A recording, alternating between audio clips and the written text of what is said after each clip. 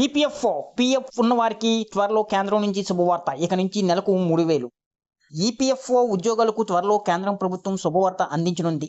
కనీస పెన్షన్ పరిమితిని పెంచేందుకు రెడీ అవుతుంది. ప్రస్తుతం కనీస పెన్షన్ పరిమితి 1000 ఉండగా 3,000కు పెంచే అవకాశం ఉందని తెలుస్తుంది. అయితే పెన్షన్ పొందేందుకు కొన్ని షరతులు ఉన్నాయి.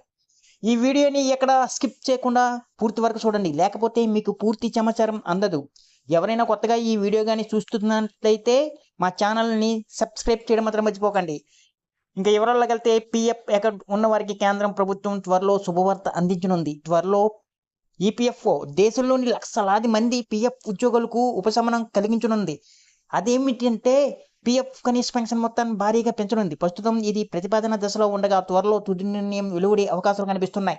ప్రస్తుతం కనీస పెన్షన్ పరిమితిని 1000 రూపాయలు ఉండగా త్వరలో 3,000కు పెంచే అవకాశం ఉందని తెలుస్తుంది. ప్రస్తుతం ఈపీఎఫ్ 95 కింద కనీస పెన్షన్ 1000 రూపాయలు ఉంది. దీన్ని 3,000కు పెంచాలనే డిమాండ్లు ఎప్పటి నుంచో వినిపిస్తున్నాయి.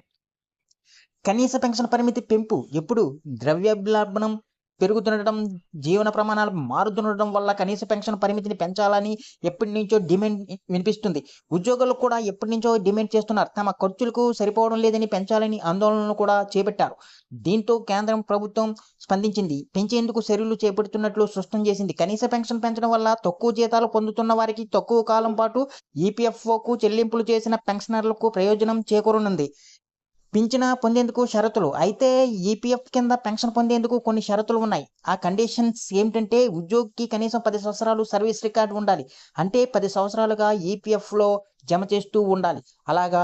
అలాగే ఎక్కువ చెల్లింపులు చేస్తున్న ఉద్యోగులకు కనీస పెన్షన్ పరిమితిని పెంచడం వల్ల పరిమిత ప్రయోజనాలు ఉంటాయి. అయితే తక్కువ పింఛను పొందుతున్న వారికి మాత్రం అత్యధిక ఉపశమనం లభిస్తుంది. 20 సంవత్సరాల కంటే ఎక్కువ ఏళ్ళు పీఎఫ్కు కాంట్రిబ్యూషన్ చేసిన వారికి ఎక్కువ బెనిఫిట్ ఉంటుంది. 3,000కు పింఛనుకు సంబంధించి ప్రభుత్వం ఇంకా అధికార ప్రకటన జారీ చేయలేదు.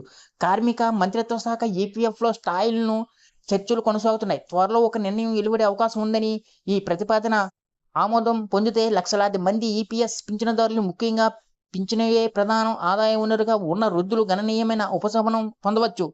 ఈ వీడియో కానీ మీకు నచ్చినట్లయితే ఒక లైక్, సబ్స్క్రైబ్ చేయడం మాత్రం మర్చిపోకండి.